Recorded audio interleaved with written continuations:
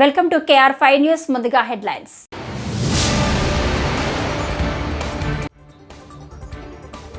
Manager పాడు పని, ఏకంగా బ్యాంకులోనే ఎంత పని చేశాడు, ఆపై పరారీ.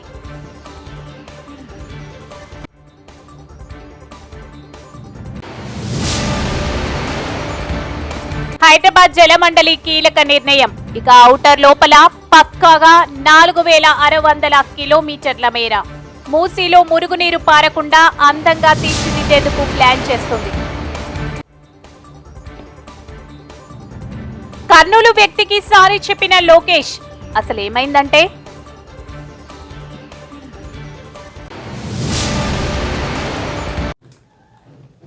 భూములను గొలుసులతో కొలవడం సాంప్రదాయ పద్ధతి. దీనికి మనుషులు ఎక్కువే అవసరం. సమయము బాగానే పడుతుంది. ఎకరం 2 ఎకరాలను కొలిచేందుకు గంటకు పైగా పడుతుంది. డిజిటల్ యంత్రాలు వచ్చేసాయి కాబట్టి మనుషులు తక్కువ అవసరం, సమయము కొంత తగ్గింది. మరి ఒకే ఒక గంటలో 100 ఎకరాల భూమిని సర్వే చేయగలిగేలా వ్యవస్థ ఏదైనా అందుబాటులోకి వస్తే అద్భుతమే కదా. ఆ వ్యవస్థ వచ్చేసింది. అదే డ్రోన్ల ద్వారా భూ సర్వే పద్ధతి. సంగారెడ్డి జిల్లా కంది పరిధిలోని IIT హైదరాబాద్ ఏరోనాటికల్ ఇంజనీరింగ్ పరిశోధకులు భూములను సర్వే చేసేందుకు ప్రత్యేక డ్రోన్లను రూపొందించారు. ఈ డ్రోన్లను మార్కెట్లోకి ప్రవేశపెట్టడానికి IITHలోని ఇంక్యుబేషన్ విభాగం అధికారులు crystal ball artificial intelligent private లిమిటెడ్తో భాగస్వామ్యంతో స్టార్టప్ కంపెనీ ప్రారంభించారు. ఈ డ్రోన్లను DGCA director general of civil aviation అంగీకరించింది. భూముల సర్వేలో దీని పనితీరు పరిశీలించిన కేంద్ర ప్రభుత్వం ఈ డ్రోన్లను సర్వే డ్రోన్లుగా గుర్తించింది. ఫలితంగా దేశంలోని తొలి సర్వే డ్రోన్గా గుర్తింపు పొందింది. మోడల్ వి పేరుతో తయారు చేసిన ఈ డ్రోన్లు సెకండ్కు 8 మీటర్లు ఎత్తుకు ఎగురుతాయి. ఒకసారి ఛార్జింగ్ చేస్తే 50 నిమిషాల పాటు గాలిలోనే ఎగరగల సామర్థ్యంతో వీటిని తయారు చేశారు. భూ సర్వేపై రూపొందించిన ఓ ప్రత్యేక యాప్ను అనుసంధానం చేస్తే గాల్లోకి ఎగిరి జియో ట్యాగింగ్తో ఫోటోలు తీసి సర్వే హద్దుల వివరాలను పక్కాగా వెల్లడిస్తుంది. ఈ డ్రోన్ల తయారీ కోసం 32 మంది ఏరోనాటికల్ ఇంజనీరింగ్ విద్యార్థులను ఉద్యోగులుగా నియమించుకున్నారు. ఈ డ్రోన్లలో భూ సర్వేలు అత్యంత వేగంగా చేయవచ్చునని పరిశోధకులు చెబుతున్నారు. వీటితో పాఠశాల విద్యార్థులకు వివిధ రకాలుగా పాఠ్యాంశాలు కూడా బోధించవచ్చునని తెలిపారు. గుజరాత్ ప్రభుత్వం 2 నెలల క్రితం ఇదే స్టార్టప్ కంపెనీ ద్వారా 100 డ్రోన్లను కొనుగోలు చేసింది. దేశవ్యాప్తంగా ఇప్పటి వరకు ఈ సర్వే డ్రోన్లు 300 వరకు అమ్ముడయ్యాయని తెలిసింది. అతి త్వరలోనే గాల్లో గంటసేపు ఎగిరే సామర్థ్యం, పంట పొలాల్లో మందులు పిచికారీ చేసి డ్రోన్లు సర్వేలెన్స్ డ్రోన్లు అందుబాటులోకి రానున్నాయని పరిశోధకులు వెల్లడించారు. మంగళవారం సంగారెడ్డి పరిధిలోని కందిలో ఈ డ్రోన్లు IITH స్టార్టప్ కంపెనీ ఉద్యోగులు గాల్లోకి ఎగరవేసి వాటి పనితీరును పరీక్షించారు. డ్రోన్లతో సర్వే ఇలా భూ సర్వే కోసం తొలుత ఈ డ్రోన్లు మొబైల్ ఫోన్లో మిషన్ ప్లానర్ లేదా ల్యాండ్ మెజర్మెంట్ యాప్లను అనుసంధానం చేయాలి. తర్వాత స్థలం యజమాని చూపించే భూమి హద్దులను బట్టి ఈ యాప్ ద్వారా ఒక బెంచ్ మార్కును గీస్తారు. యాప్లోని KML key hole markup language ద్వారా హద్దులను గుర్తించి సర్వే చేయాలనుకున్న ప్రదేశాన్ని మొత్తం చతురస్రాకారంలో ఒక రూట్ మ్యాప్ తయారు చేస్తారు. ఆ మ్యాప్తో డ్రోన్కి గాల్లోకి వదులుతారు. KML ఆధారంగా ఈ డ్రోన్ తీసే ఫోటోలకు మిషన్ ప్లానర్ యాప్లో గూగుల్లోని సర్వే ప్రదేశం ఉన్న విలేజ్ మ్యాప్ను అనుసంధానం చేసి రిపోర్ట్ ఇస్తారు. ఈ సాంకేతికతో గంటకు 100 ఎకరాల సర్వే చేయవచ్చునని పరిశోధకులు చెబుతున్నారు. ఈ డ్రోన్లతో భూములు సర్వేతో పాటు కొండలు, గుట్టలు, బురదలు ప్రాంతాలు, నీటి కుంటలు లాంటి ప్రదేశాల్లో సులువుగా కొలతలు తీయొచ్చు. డ్రోన్ కెమెరాల్లో వాడే కెమెరా మాడ్యూల్ని బట్టి మైనింగ్లలో పవర్ ప్లాంట్, రైల్వే ట్రాక్ కూడా సర్వే చేయవచ్చని వారు తెలిపారు. వైద్యురాలిపై అత్యాచార ఘటన హేయం. మాజీ chief whip BRS party Hanumakonda జిల్లా అధ్యక్షుడు దాస్యం వినయ్ భాస్కర్ మడికొండ చౌరస్తాలో రాస్తారోకో చేసి నిరసన తెలిపారు. దేశవ్యాప్తంగా ఉన్న వైద్యుల నిరసనలు, దీక్షలకు మద్దతు ప్రకటించారు. పశ్చిమ బెంగాల్ రాజధాని కోల్కతాలోని RG కార్ వైద్య కళాశాల ఆసుపత్రి జూనియర్ వైద్యురాలిపై అత్యాచార ఘటన బాధాకరం. సమాజంలో ప్రజలను కాపాడే గొప్ప వ్యక్తి వైద్య వృత్తి. వైద్యులను దేవులుగా కొలిచే సంస్కృతి సమాజం మనది. వైద్యులపై దాడులు సమాజానికి ప్రమాదకరం. అత్యాచార నిందితులను వెంటనే కఠినంగా శిక్షించాలి. దేశవ్యాప్తంగా ఆందోళన చేస్తున్న వైద్యులు, వైద్య సిబ్బందికి మద్దతు తెలుపుతున్నాం. జూనియర్ వైద్యురాలి అత్యాచార నిందితులను వెంటనే శిక్షించి బాధిత కుటుంబానికి న్యాయం చేయాలని BRS పార్టీ తరపున డిమాండ్ చేస్తున్నాం.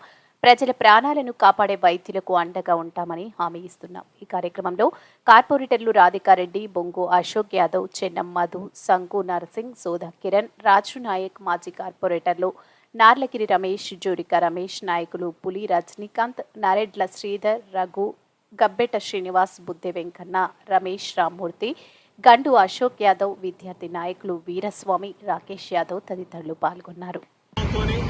ఆపదలో ఉన్నటువంటి వారికి వైద్య సేవలు అందిస్తూ ప్రాణాలను కాపాడుతున్నటువంటి వైద్యులను అకారణంగా అక్రమంగా వారిపైన దాడులే కాకుండా మరి మహిళా డాక్టర్ల పైన అత్యాచారం చేయడం సమాజం అంతా కూడా సిగ్గుతోని తలొచ్చుకోవాలని ఇంత సిగ్గుమాలిన చర్యకు పాల్పడ్డటువంటి వ్యక్తులను చినుకు పడితే రుద్రూర్ బస్టాండ్ చిత్తడిగా మారి ప్రయాణికులకు యమగండంగా తయారవుతుందని సిపిఎం ఏరియా కార్యదర్శి నన్నెసాబ్ అన్నారు. శనివారం పార్టీ నాయకులతో కలిసి రుద్రూర్ బస్టాండ్ ప్రాంగణం బురదమయమైన ఆవరణ ప్రాంతాన్ని ఆయన పరిశీలించారు.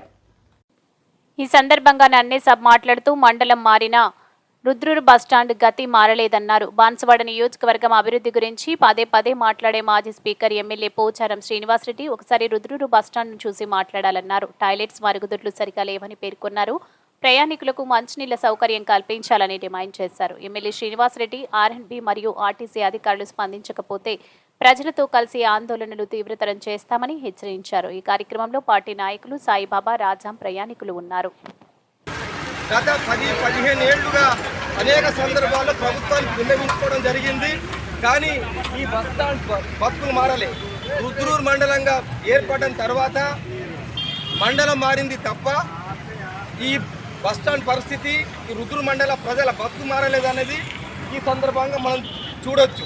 ఈ బస్టాండ్ ప్రాంతాన్ని పోచారం శ్రీనివాసరెడ్డి గారు, ఆర్ఎండ్బి అధికారులు తక్షణమే తాత్కాలికంగా సరే షిఫ్ట్ చేసి దీన్ని బాగు చేయాలని మేము సిపిఎం పార్టీ తరఫున ఎమ్మెల్యే హనుమకొండ సుబేదారి పిఎస్ పరిధిలోని హంటర్ రోడ్డులో సుబేదారి పోలీసులు శనివారం నాడు వాహనాల తనిఖీలు చేస్తుండగా అనుమానాస్పదంగా భూతరాజు సందీప్ పోలీసులను చూసి పారిపోతుండగా సుబేదారి పోలీసులు అతడిని పట్టుకొని విచారించగా అతను గతంలో సాయి హాస్పిటల్ నందు రిసెప్షనిస్ట్గా పనిచేస్తున్నట్టు, వచ్చే జీతం సరిపోక తాగుడికి జల్సాలకు అలవాటు పడి ఈజీ మనీ కోసం దొంగతనాలు చేస్తున్నట్టు తెలిపాడు.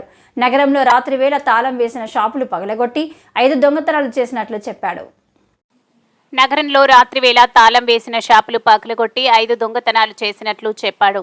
4,50,000 నగదును తాళం వేసిన షాపులు పగలగొట్టి దొంగతనం చేసినట్లు హైదరాబాద్ హనుమకొండల నగరంలోని కలిపి 3 బైకులు, 3 సెల్ ఫోన్లు దొంగిలించాడు. గత సంవత్సరంలో దొంగతనం కేసులో జైలుకు వెళ్లిన ఈ సంవత్సరంలో రిలీజ్ అయ్యి దొంగతనంలో అనుభవం ఉన్న అతడికి మరలా దొంగతనం చేయాలనే ఆలోచన వచ్చి అనువుగా ఉన్న షాపుల వైపు అనుమానంతో తిరుగుతుండగా సుబేదారి పోలీస్ సిబ్బంది అతన్ని పట్టుకొని అరెస్ట్ చేశారని సుబేదారి ఇన్స్పెక్టర్ సత్యనారాయణ రెడ్డి తెలిపారు. నిందితుని వివరాలు: భూతరాజు సందీప్, సన్నాఫ్ సారయ్య, వయసు 21, వృత్తి గతంలో సాయి కేర్ హాస్పిటల్లో రిసెప్షనిస్ట్, కేరాఫ్ దిల్ దయాల్ నగర్, హన్మకొండ అని తెలిపారు. ఈ కేసు దర్యాప్తులో చురుకైన పాత్ర పోషించిన ఏఎస్ఐ పాపయ్య మరియు ఆలీ కానిస్టేబుల్ ని సుబేదారి ఇన్స్పెక్టర్ పి సత్యనారాయణ రెడ్డి అభినందించారు.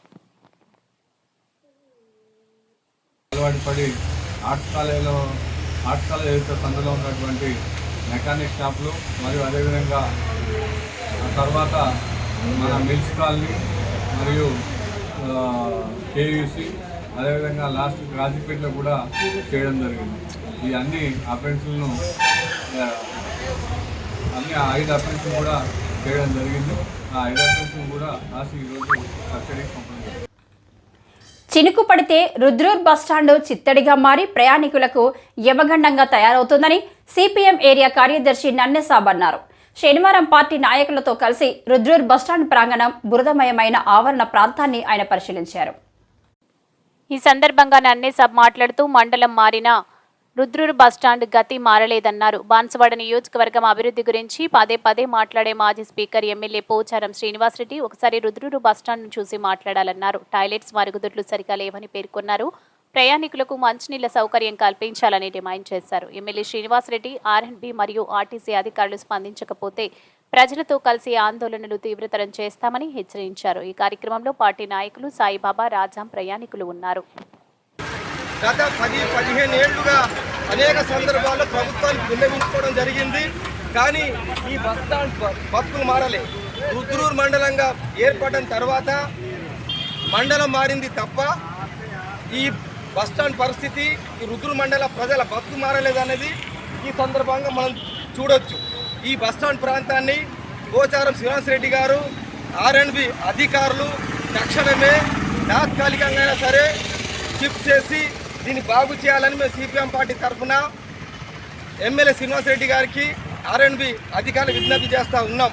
లేకపోతే ఈ రుద్రూరు మండల ప్రజలతో కలుపుకొని పెద్ద ఎత్తున బస్టాండు ఆధునీకరణ పనులు చేపట్టాలని ఆందోళన పోరాటం చేయబోతున్నామని తెలియజేస్తూ ఉన్నాం.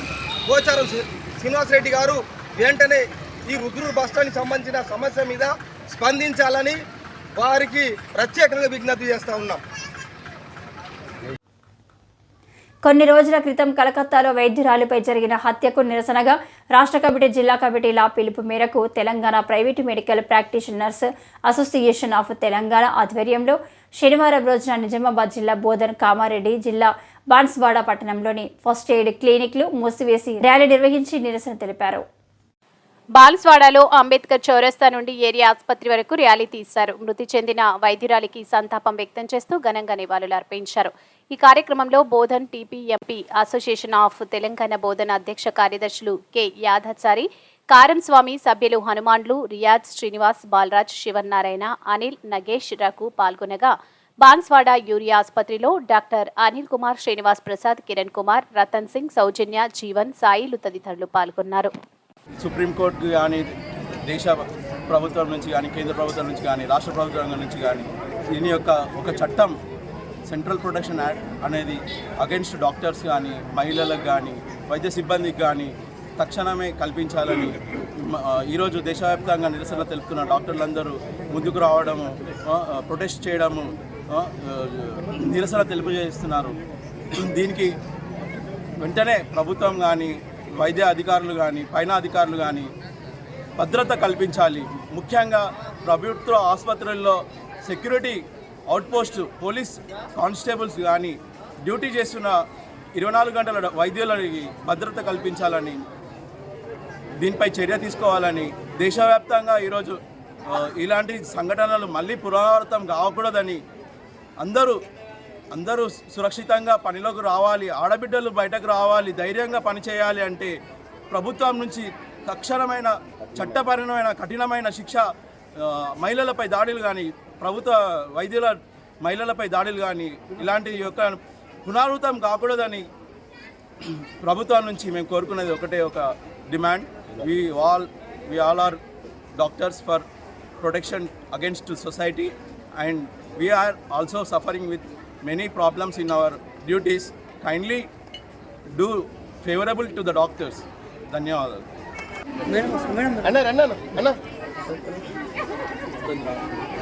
కోలకత్తా ఈరోజు ఈ మధ్య కోలకత్తా వైద్య కళాశాలలో ఒక వైద్య విద్యార్థి పైన అత్యాచారం చేసి దారుణంగా చాలా దారుణంగా చంపేసిన ఘటన మనం వెలుగు చూసాం. అంతేకాదు ఆ తర్వాత కూడా ఆ వైద్య సిబ్బందిపై కొందరు ఏంటి చాలా వేల మంది దుండగులు వచ్చేసి వైద్య సిబ్బంది పైన దాడులు చేశారు. వీటిని పూర్తిగా మేము తీవ్రంగా ఖండిస్తున్నాం. ఇది పూర్తిగా గవర్నమెంట్స్ ఫెయిల్యూర్ లాగానే కనిపిస్తుంది. ఇలా అయితే చేయటం కష్టం. ఎవరైనా వైద్య ఉద్యోగులు వైద్య సేవలు చేయటం అనేది చాలా కష్టం. ముఖ్యంగా అమ్మాయిలకైతే ఇంకా కష్టంగా ఉంది ఇప్పుడు పరిస్థితి ఇలా చూస్తుంటే. కావున దీనికి సెంటర్ బాగా ఆలోచించి తొందరగా ప్రొటెక్షన్ యాక్ట్ ఇంప్లిమెంట్ చేయాలని కోరుకుంటున్నాము. అలాగే నిందితులను శిక్షించాలని కోరుకుంటున్నాము. ఆ దాడికి నిరసనగా మేము ఈరోజు శాంతియుతంగా నిరసన ర్యాలీ చేపట్టాము. అలాగే వాళ్ళకు సంఘీభావంగా ఈరోజు మొత్తం రాష్ట్రం మొత్తము దేశం మొత్తము వైద్య సేవలు నిలిపివేసాము. దీన్ని ప్రజలు పేషెంట్స్ అందరూ అర్థం చేసుకుంటారని మేము మనవి. బోధన్ రూరల్ పోలీస్ స్టేషన్ ఎస్ఐగా శుక్రవారం రాజశేఖర్ బాధ్యతలను స్వీకరించారు.